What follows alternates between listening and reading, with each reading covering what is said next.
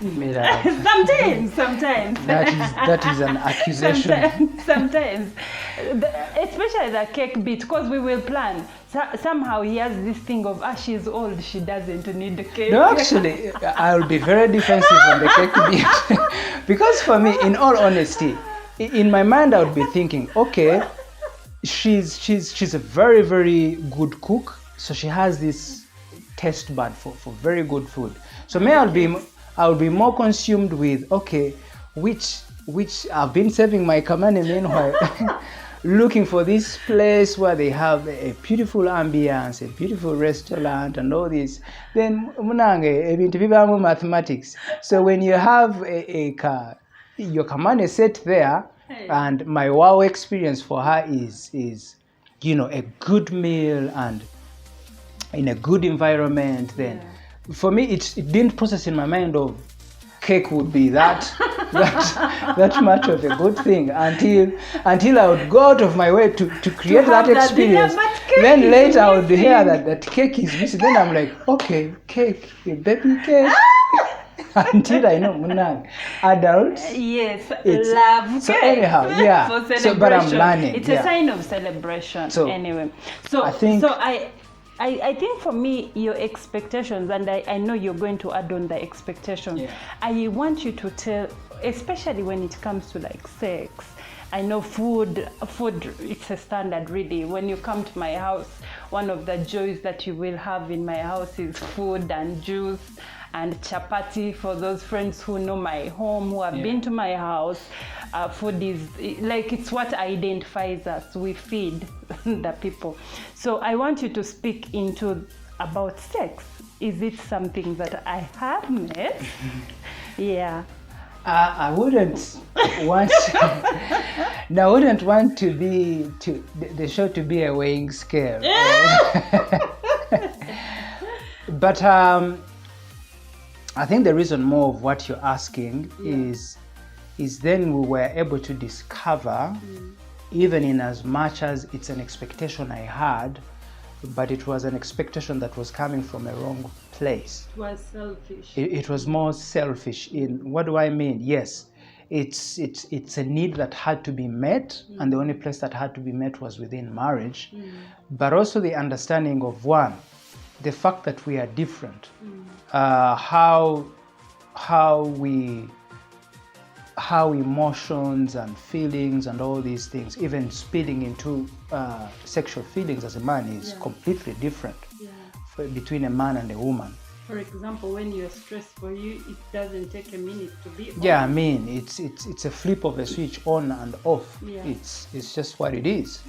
While I think, generally speaking, really, for a woman, they have to be in a good place of being able to align their feelings and emotions. They have to be okay mentally and all this. But at the same time, also, that can't be the determinant. But from my end, the expectation was more fed into when we were beginning of our marriage, and then we were dating.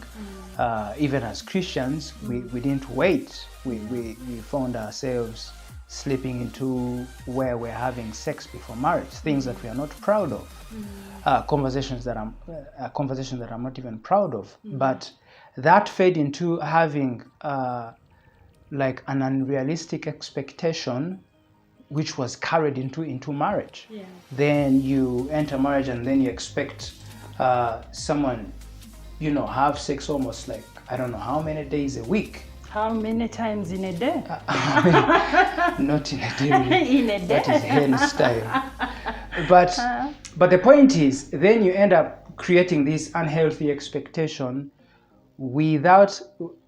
I wasn't really being sensitive in where you were. I mean, on addition of, okay, you begin as a couple. One of the things that happened to us was the early conception. So you enter marriage, but you begin off with pregnancy, you begin off with a child coming into the picture, you begin off with work, you begin off with all these things that bombard you. Yeah. So it can't be the same As when you have nothing to do. You're available. And you know, you're in a good emotional place. And I'm not saying I'm not encouraging women to use that as an excuse. No, I think I've seen you go the extra mile of trying to be intentional. Okay, we will, the feelings and emotions will get us there. And it always happens. But also, but also on my end, having that understanding of saying, being sensitive, which wasn't a place I arrived in one day. Yeah. I mean, there would be days where you would pray to God, help me get a measure of good control about my feelings, about these desires, because of my reverence for God. I wanted to maintain that sexual purity. It didn't come in a day. Yeah. But, you know, honestly, by God's grace, to reach a point where, you know, okay, I can recognize the place you are, then be able to, you know, bring these feelings and emotions up to a point when you're ready, but also on your end, putting in effort to so that we can meet in the middle. Yeah. I want the people watching this to know that the reason this conversation is really important. I've had people who will use, for example, when a woman, for example, I'm one of those women, when I'm pregnant, I don't want to be touched, really. So thank God I'm not getting pregnant anytime soon.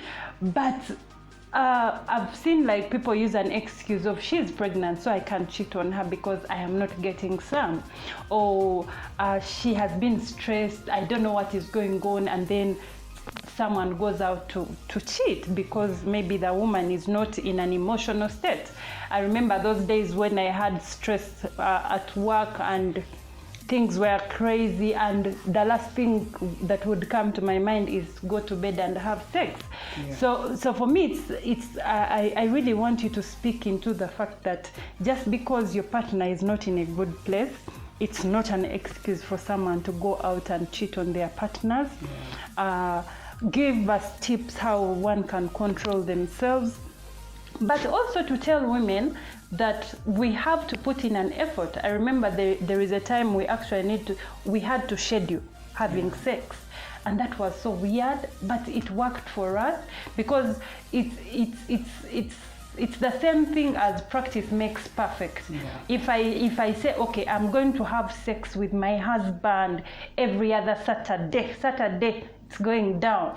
Like, it starts preparing me. So you find that from having it once in a week, now we are having it twice in a week, or thrice in a week, because practice makes perfect. Where it is coming from, it's coming as a result of intentionality, but also it's coming as a result of talking about it. Sure. I remember there is a time we were struggling with family planning, and then I'm like, don't touch, and then you're like, but you know, but then because we were having conversations, we had to find a solution around sex. Now, we are making sex a big topic out of expectation. That's not the agenda. But as we conclude this part of sex, I want you to really talk into the fact that people use the pregnancy, the emotions for ladies to go out and cheat on their partners.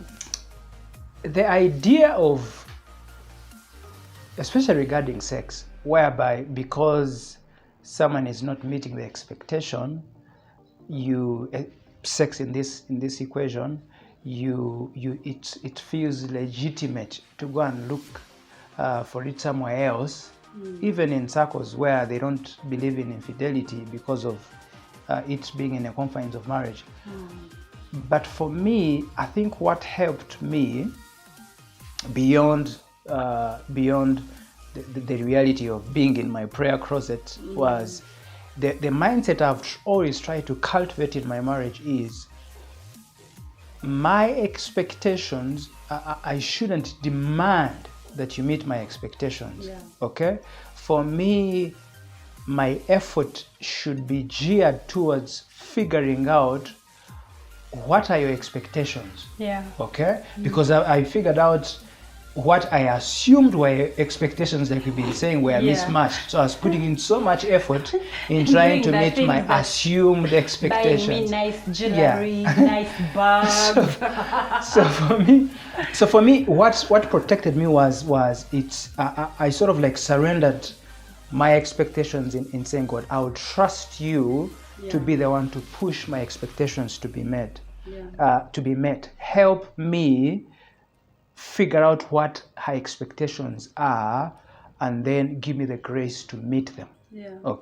So for me, that has been, in a general sense, that has been a bit of my strategy. But also, if you think of it, any most generally speaking, whenever there is a disagreement in marriage, really, when you dig deeper, you'll discover it's because of an unmet expectation.